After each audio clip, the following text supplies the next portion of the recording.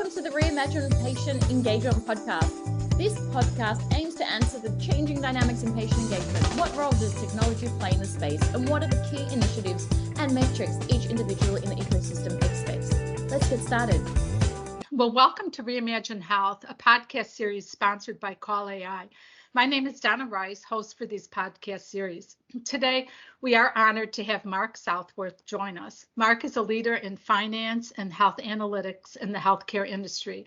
He is currently the CEO and founder of HCDL, Inc.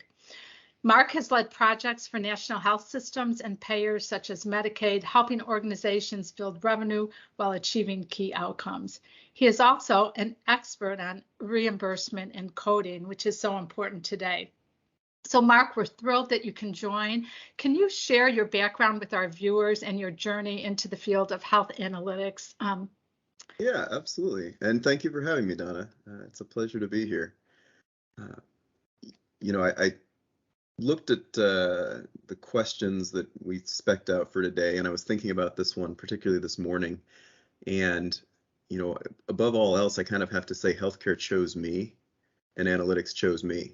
And I'll explain kind of what that means. I was graduating undergraduate from the University of Washington in 2009, which was the bottom of the financial crisis that began in 2007. And I thought I was going to go to law school at the time, but law as a profession really took it in the teeth. It turned out an awful lot of the big law employment was by the investment banks that failed and had to fire everybody. Right. So I was looking for another route with a little bit more security in it. And I found out that if you can pass actuarial exams, you're pretty much hired anywhere. Actuary is one of the most in-demand individuals in the whole employment landscape of the U.S. right now. And I was capable. I had done some graduate statistics in my time at UW. I'd done a lot of population health work with their Center for Demography and Ecology. And with a little bit of study, I passed a few actuarial exams and started putting my resume out there. And I didn't know what field I wanted to go into. I was just looking for my first big break. And it came from Milliman, which is a international actuarial consulting firm. Right. Really interesting place. Very interesting place. Amazing place to start a career. I got to work with just about every major payer in the United States. Got to work for the federal government. Got to write parts of the Veteran Health Administration budget. All sorts of really interesting projects, and kind of the intersection too of sort of management strategy consulting and hard-nosed actuarial analytic consulting. That's really where the firm lived. And that was kind of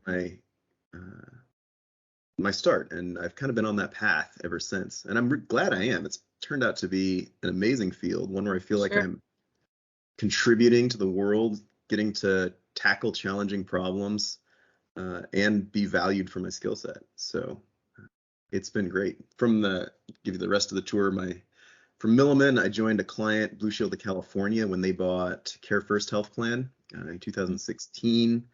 I think they purchased a few years before that, but the actual agreement was executed in 16. They hadn't been in the Medicaid space for many years, and they needed somebody who understood it. And I've been working with a bunch of clients in that space at the time. So it came internal with Blue Shield, helped really launch that as their line of business in the Medicaid space. That was another huge opportunity because I was one of the few people there who'd done any of this before, outside of the consultants that they'd hired for the transaction. I got put in charge of the entire gross margin revenue cycle for a $2 billion a year Medicaid payer. Wow. Got to present to executive committee and, dig down into all of our revenue and cost drivers and advise on how we wanted to contract with our providers and how we wanted to negotiate with the state on all of their special projects that they like to do. And that was a wonderful experience, really. A lot of great people there. And from there, I bounced through a small Medicare payer. They gave me the opportunity to build an entire new analytics department for them, which I thought was a pretty cool opportunity. I got to hire all the best people that I'd worked with over the last 10 years. Bring them together in one place, kind of build the department as I would have wanted it, in places that I've worked. Mm-hmm. And that was fantastic. Now that company got bought, well, kind of bought in a fire sale by the hospital, who was their biggest payer or biggest provider for that payer. Mm-hmm. And I took a severance at that point and set out on my own and founded my own firm. Very good. Yeah. So you're really an entrepreneur now. So your decision to go it alone or to work with companies. So how did you do that? Or what were you thinking as far as like, health analytics to me is like, it's kind of like a difficult field, and going it alone, it seems a little bit, maybe not scary, but, like you really had to give that some serious thought, right? Donna, you're absolutely right. That's exactly right. And I never thought I would find myself in the position of founder for exactly the reason that you were getting at, which is my skills are only valuable when you have a tremendous volume of healthcare data. And healthcare data is the most protected personal data we have in the United States. Mm-hmm. You can get detailed banking data, you can get people's salary, you can get, what websites they visited in the last 3 hours, but you can't get their healthcare data. Right. And so I never thought there would be an opportunity for a small firm to make use of my skills. Mm-hmm. And it was always attractive, right? Who doesn't want to be the founder? Who doesn't want to have Sure. the title? Who doesn't want to raise the money? And it's a very romantic notion, but I didn't think it was possible. The big change that came, actually there was two. The first one was the 21st Century Cures Act. It was a law that passed back in, I think, 2015. Long implementation timeline, but in the Cures Act, there's a mandate that health plans have to create patient access APIs where they allow individuals to authorize their data to be shared with third parties. And it's shared in a very standardized format. And I was on the implementation team of those APIs for the health plans at the time. And I just kind of looked at it and I said, wow, this is my shot. We're giving access to the most valuable data we have to any app that can convince a patient to click allow. Mm-hmm. And boy, this is the only opportunity I will probably have for this part of my skill set to really go direct to consumer. And even in the B2B world, healthcare is a very old, very rigid industry. There are not many startups,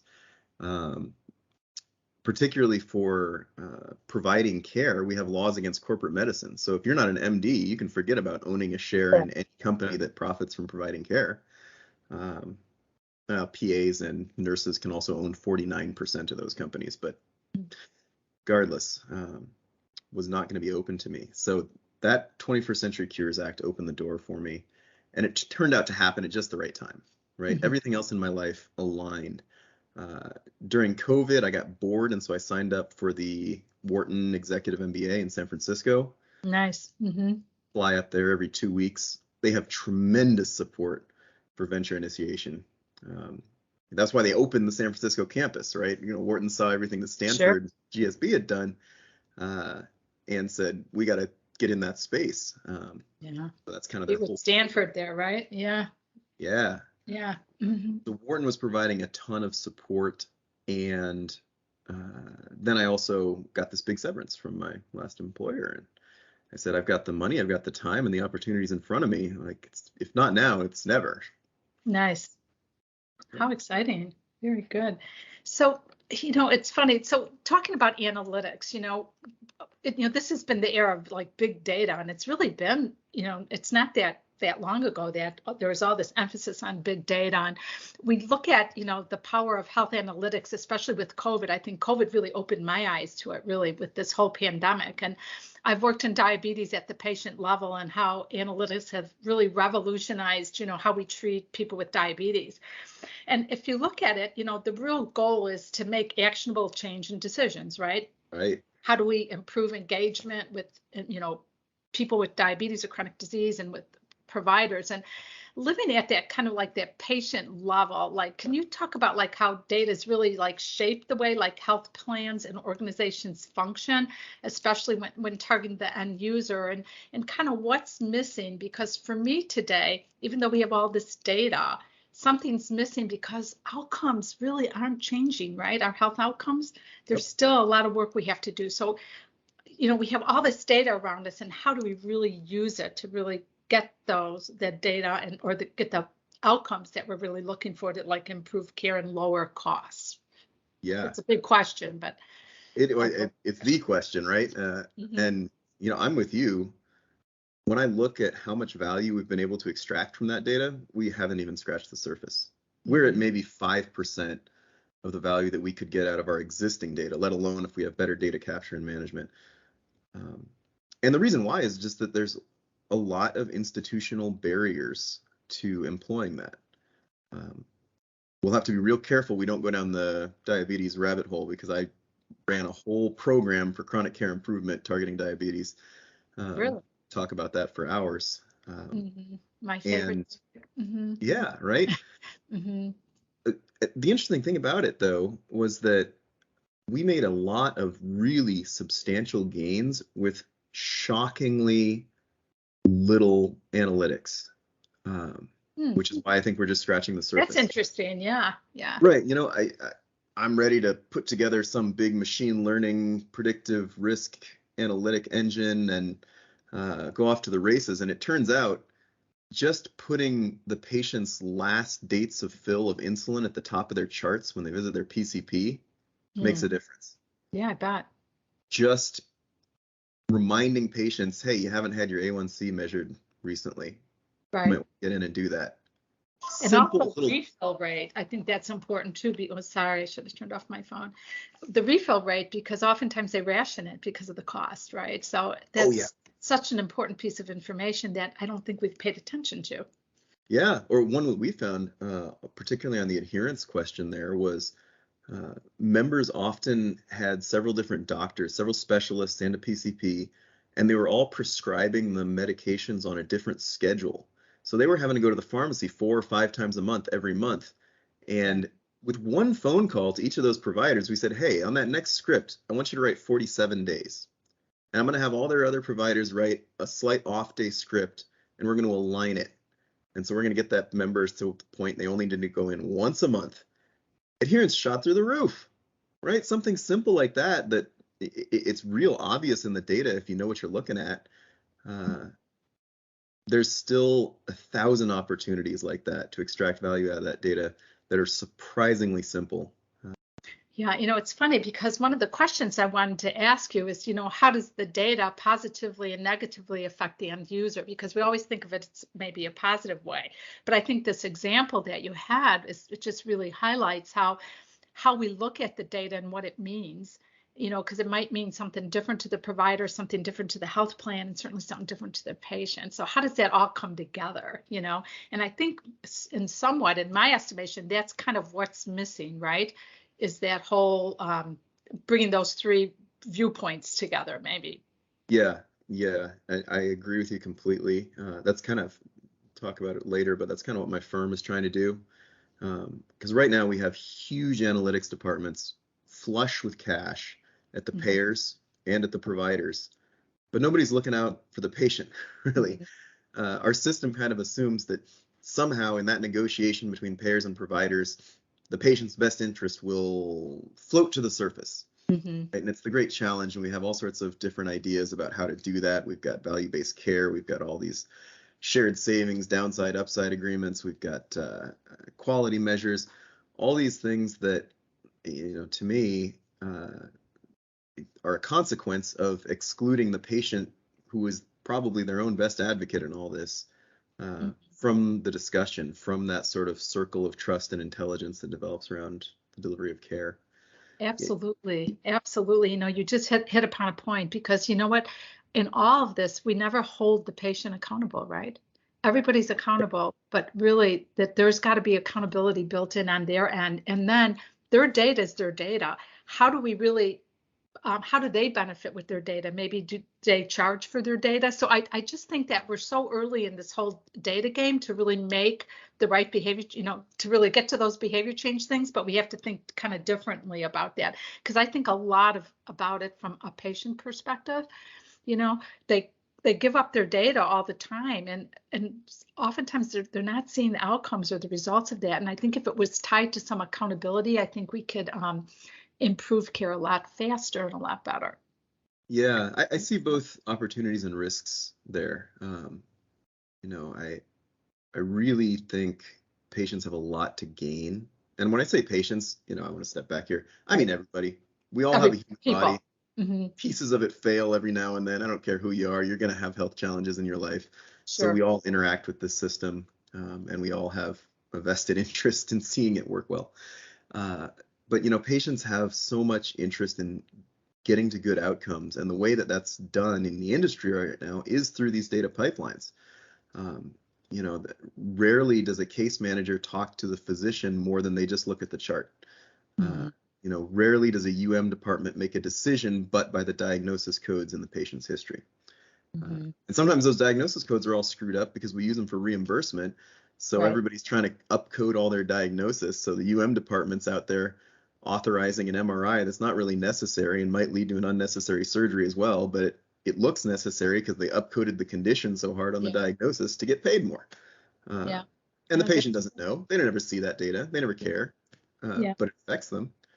Mm-hmm. So, there's a lot of risk in that, and there's a lot of opportunity to manage it better, to let people take control of it more, make it more transparent. Mm-hmm. The patient accountability is an interesting one. That's starting to change just a little bit. Health plans on the commercial and employer side started doing direct payment incentives to members about, I want to say 10 years ago was kind of the first wave of that. And just 2 years ago, the 2021 plan year, CMS allowed Medicare payers in very limited situations to do that. My plan at the time, we chose to give a $100 Target gift card to anyone with more than 2 chronic conditions and 3 prescriptions that they'd been taking for more than a year. Anyone in that bucket who was willing to get a comprehensive medication review, a CMR. Wow. Those CMRs tend out to be really useful. I mean, it's their quality measure for a reason, is that oftentimes a lot of different prescribers won't communicate with each other, and patients just end up with this pile of different prescriptions that have never really been reconciled together. So the CMRs are really important. And that, it was just our little pilot program, and it's expanded a lot since then. I saw a chart of SCAN health plans offerings recently, and they're just taking that idea to another level. They're given reimbursement for all sorts of preventative care, taking care of yourself. I know Blue Shield of California, when I was working there, gave a 10% premium rebate to the members if they kept up with their Wellvolution app. It's a health and wellness app that reminds you to eat healthy and exercise, basically. But if you go on and you do their little exercise every day, they give you a 10% rebate at the end of the year on your premium, which is huge. How many people did it? I'm just curious. I mean, almost everybody. Really? And the reason why is it was so easy. All you had to do is go on, read the prompt, and say, yeah, I'm going to do it. There's no checkup. There's no, we're not holding you accountable to say, oh, you actually went out and walked for 15 minutes because you read a prompt about how healthy it is to do that once a day. And maybe people did, or maybe they didn't, but it at least put the idea of being healthy in their minds, and the outcomes showed it. From the insurer's perspective, people who go on every day, read a little paragraph about wellness and click, yeah, I'm going to do it, they are healthier. They make better choices. And so that 10% premium rebate was a huge revenue driver, really, for Blue Shield, because the people who were doing that were costing a lot less than a 10% off. Yeah, and that's great. And you don't see a lot of the incentives today. And I think that has to be built in, especially on the patient side, like what's in it for me. And I think that's important. And the other piece that you mentioned is has to be simple, especially when technology is involved. It has to be simple for them. And they have to see kind of the results. If they see the results, then they're more apt to continue to do it, like you're saying. So it's, we need creative people like you that are in this kind of space that's health and wellness that's really not that creative, right? but how do we put that creativity in it to really kind of like improve the care at the patient level? And I think that's, so important today.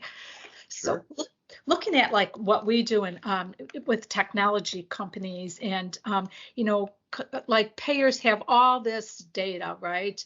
So how do these analytics, they have it, and then they know that they have to have some kind of intervention, right? If they're going to improve care, what does that look like? And how does it really pave the way for technology companies and somebody like Call AI?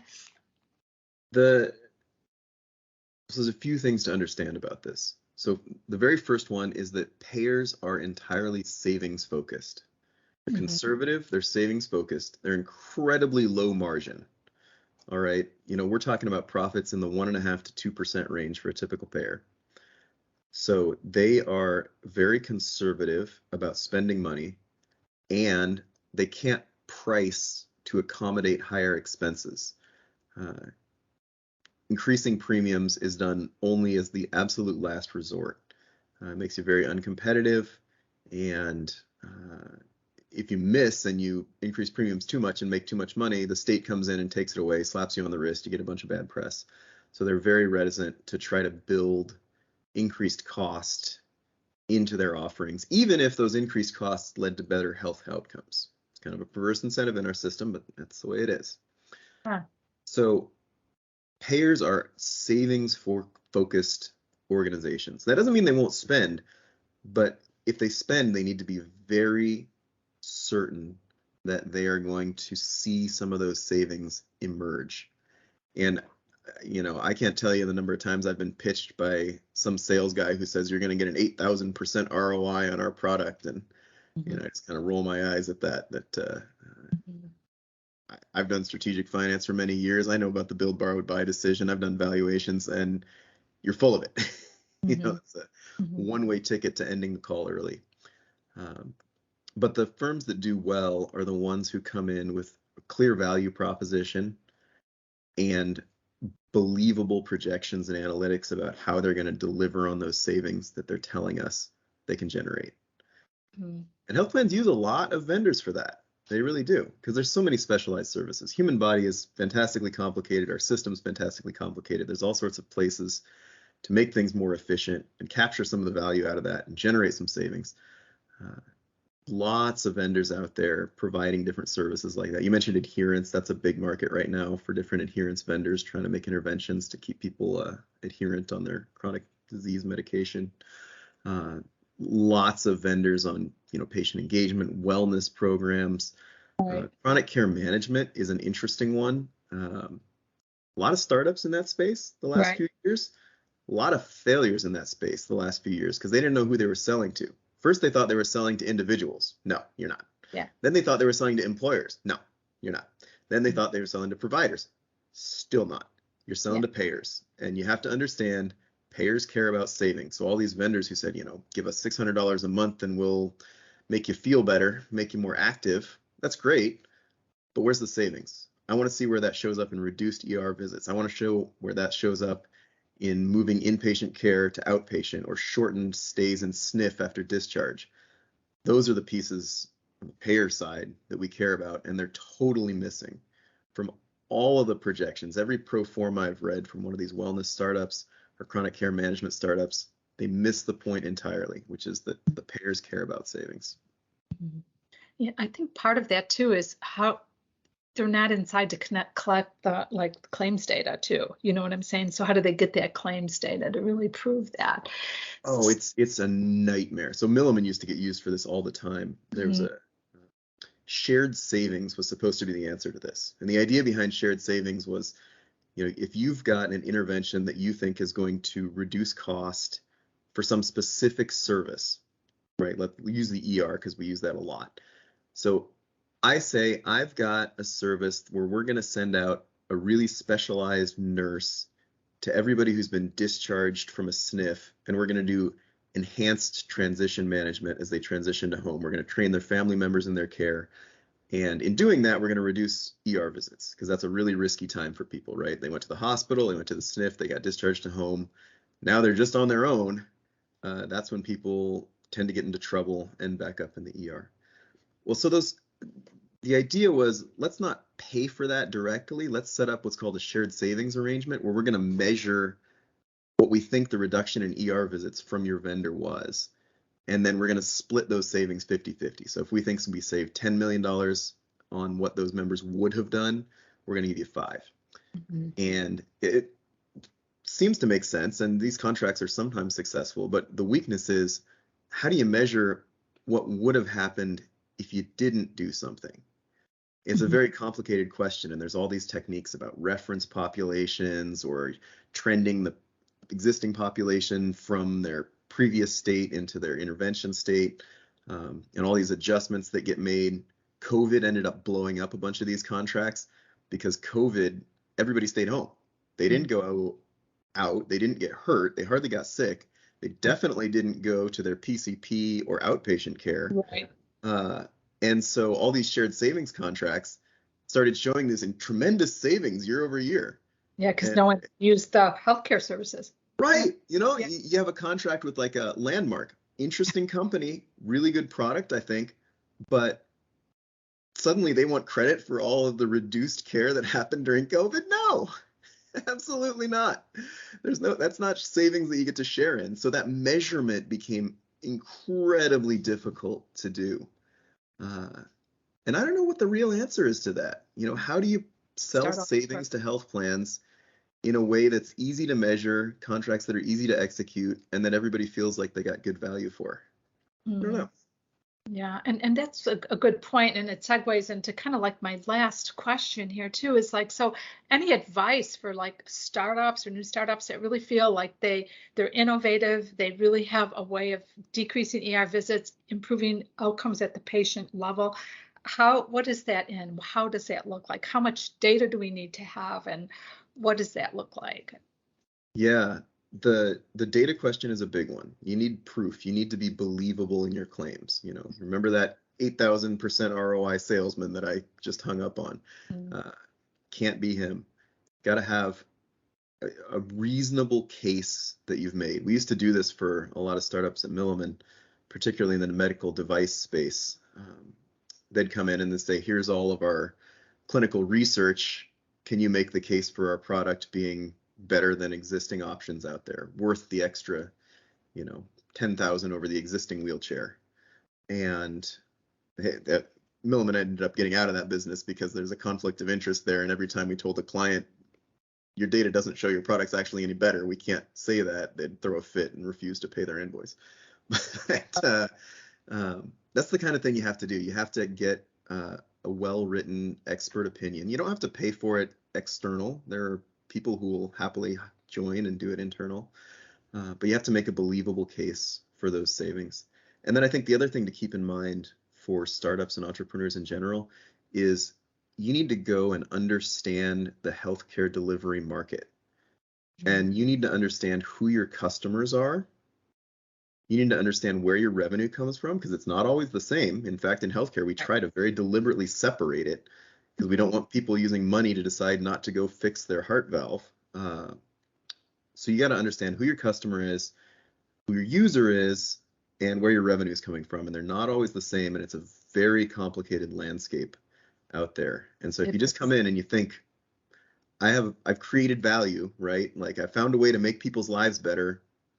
Somehow, somewhere, somebody's going to pay for that. No, you have to understand the mechanics of how you're going to capture that value and which party that money is going to come out of. Right. Oh, really, really good points. And I mean, I could just say too, the provider has really changed, or who your partners are, because before you could go to physician practices, and now they're owned practices by like ACOs and systems and some payors as well. And it's just like so complicated unless you have somebody to really help you navigate that whole system. So I could see your value, Mark, and your new company being a real great force in healthcare today. Yeah, the whole idea there is that the landscape is so complicated that you would really need a whole analytics department to make good decisions when you're interacting with the healthcare space. Well, guess what? I've run those departments. I just built one of those departments for a $300 million a year payer. I could build something that does a similar job for the benefit of individuals. That's the whole idea. Is this thing is way too complicated for any one person to understand. I don't hardly understand, but a small fraction of it, I have to go to all of my experts to fill in all the pieces. But you get enough people together, you get a smart enough engine running on the compute side, you can digest the system and all the data into easily understood, actionable insights, and that's what we deliver. And find your in that way. Great. Gosh, this has been incredible. I love the conversation. I love the topic of health analytics, and really want to thank you for joining us today. And any last thoughts or comments that you have, Mark, that you'd like to share with the viewers? Sure. I would say if you're thinking about getting out there and getting involved with a startup, it's a really, really good time right now. There was a big fallout in venture capital money over the last year or so, and it's starting to come back. And so it's kind of what we would call a greenfield opportunity right now. There's a lot of firms that are coming online, a lot of places that are hiring, a lot of founders who are seeking co-founders. It's a good time right now if you've ever wanted to get involved. And there's tons and tons of opportunity. Like we said, I think we've gotten maybe 5% of the value out of data out there. If you're an analytic professional, if you're technical, you can give so much value to the world right now. Awesome. Gosh, well, on that note, I just want to say a big thank you for joining us today. And I know our viewers will really appreciate some of your comments and tips. And I mean, it's a tough world out there. And I think you've kind of maybe simplified it and really brought, the whole health analytics value to our viewers. So I just want to say thank you again. Thank you so much. That's all I intend to do. You have a good day. You too, Donna. Bye-bye.